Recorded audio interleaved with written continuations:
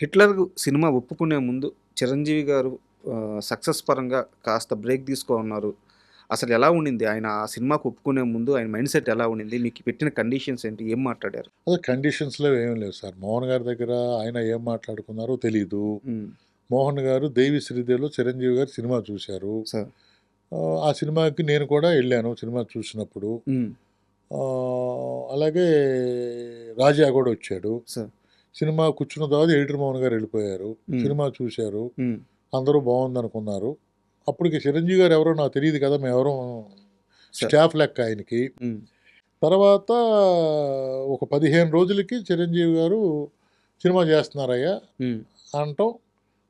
First Chiranjeevi గారి పరిచయం నాకు అంటే చాలా సార్లు చూశాను, నమస్కారాలు పెట్టాను.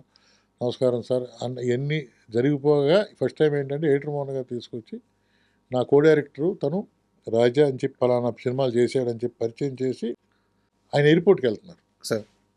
ఆ మోహన్ గారు కారులో వచ్చారు కదా! ఓకే. మీ కారుని ఫాలో అవ్వమనండి అని చెప్పి ఆయన మా మోహన్ గారు ఎనకాల సీట్‌లో కూర్చొని ఫ్రంట్ సీట్‌లో నేను కూర్చొని ఎయిర్‌పోర్ట్ వరకు వెళ్ళాం. దట్ హ్మ్. ఈజ్ మెమరీ అండి. హ్మ్. హ్మ్. ఫస్ట్ చిరంజీవి గారి ఇంటికెళ్ళటం ఒక మెమరీ.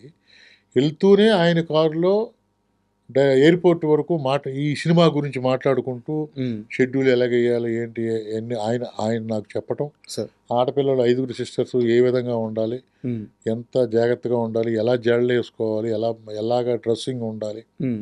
చూడగానే మన ఇంట్లో అమ్మాయిలాగా ఉండాలి, మన మధ్యలో తిరుగుతున్న అమ్మాయిలాగా ఉండాలి.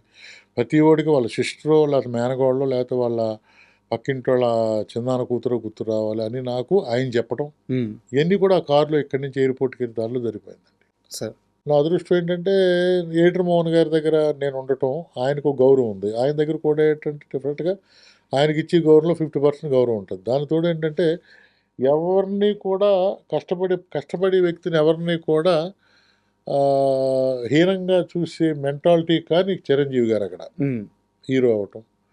దానికి తోడు దాసరి నారాయణరావు గారి ఫాదర్ క్యారెక్టర్. హ్మ్. అండ్ మీరు ఆ సినిమాకి పనిచేశారు కాబట్టి ఒక సీరియస్ క్వెషన్ సార్. ఇది చాలా మందికి క్లారిటీ రావాలి. అందుకే అడుగుతున్నాను. దాసరి నారాయణరావు గారితో మీకున్న అసోసియేషన్ మామూలుది కాదు. అవునండి. ఆయన 'హిట్లర్' సినిమాలో ఫాదర్ క్యారెక్టర్ చేశారు. అవును. చిరంజీవి గారు హీరోగా చేశారు. మీరు ఆ సినిమాకి కో డైరెక్టర్. అసల చిరంజీవి గారి మధ్య, దాసరి గారి మధ్య గొడవలు ఉన్నాయా? ఎందుకు ఇలాంటి ఒక నెగెటివ్ ప్రాపగండా బయటికెళ్ళిపోయింది? అసలు వాళ్ళిద్దరి రిలేషన్ ఎలా ఉండేది? ఇది చెప్పడానికి అన్ని విధాల అర్హతలున్న మనిషి మీరే. నాకు ఈరోజు దీని మీద ఒక క్లారిఫికేషన్ కావాలి. అసలు ఇదంతా ట్రాష్ అండి. హ్మ్. బయట అనుకోవటం అండి అంతే. ఆ చిరంజీవి గారికిని, ఆయనకి గ్యాప్ ఎందుకుందండి? చిరంజీవి గారితో 'లంకేశ్వరి' చేశారు ఈయన. అవును. ఏవండీ దాని తర్వాత గ్యాప్ అనేది వాళ్ళిద్దరు ఇంటర్నల్‌గా మాట్లాడుకున్నా బయటికేమొస్తాయి సార్? సార్. వారానికోసారి మాట్లాడుకునేవారు. హ్మ్. కలిసేవారు. హ్మ్. ఈ బయటోళ్ళకి తెలీదు గదా! అవును. తెలీదు కాబట్టి బయట చెప్పాను గదా సార్. తిన్న తర్వాత అరగటానికి పని చేసేవాళ్ళు కొంతమందుంటారు. హ్మ్. అరగటానికి కష్టపడాలనుకున్న కొంతమందుంటారు. అరగటం కోసం ఇటువంటి మాటలు చెప్పుకునేవాళ్ళు కొంతమందుంటారు.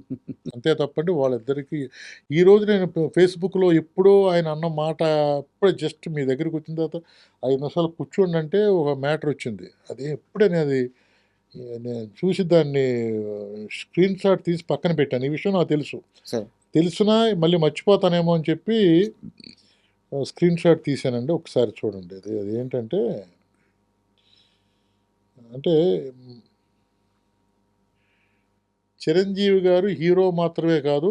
ఆయన ఒక సినీ కార్మికుడు, కళా కార్మికుడు, కష్టజీవి. 1 నుండి 10 వరకు చిరంజీవే. ఆ తర్వాతే ఎవరైనా. దర్శకరత్న దాసరి నారాయణరావు.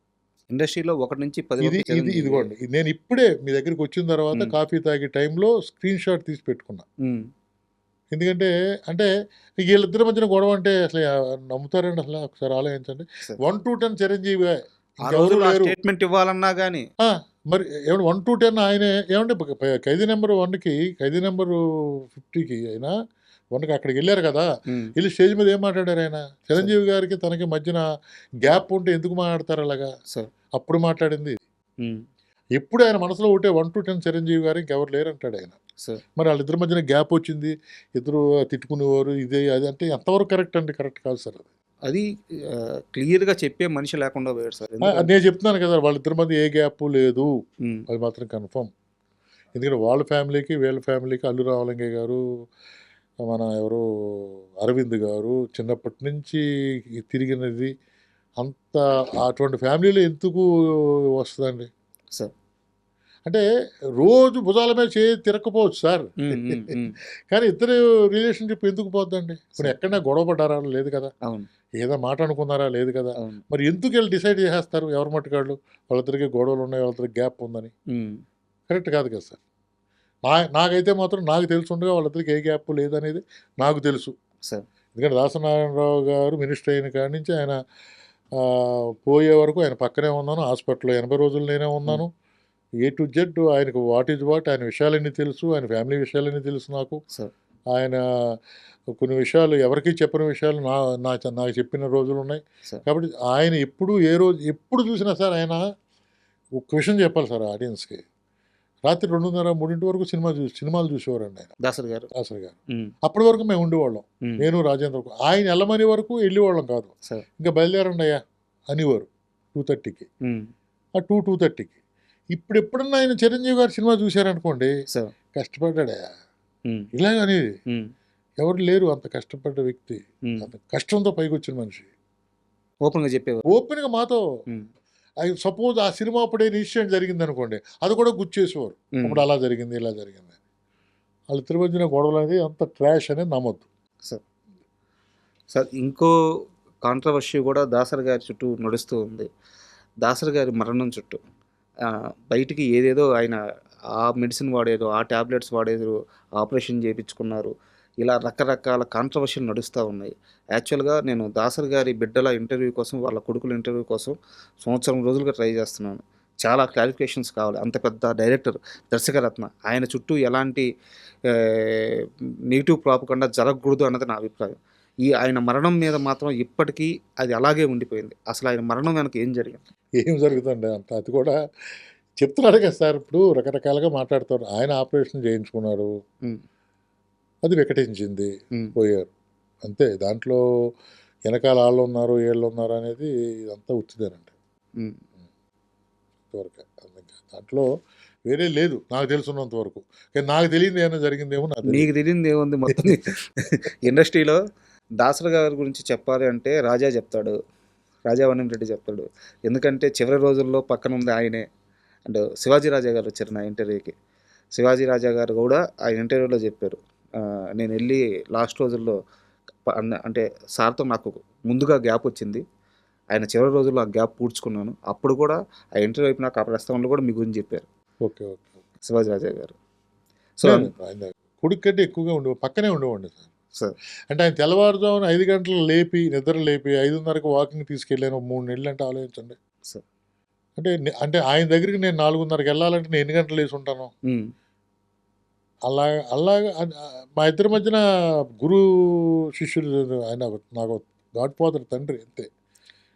ఎందుకో మా ఇద్దరికి అలాగా ఆయన నేను లేకపోతే ఆయన భోజనం లేని రోజున భోజనం లేకుండా అంటే ఉమ్, పిలిచి రాజా ఉన్నాడా భోజనానికి అని చెప్పి అడిగి భోంచేసేవాడు. హ్మ్.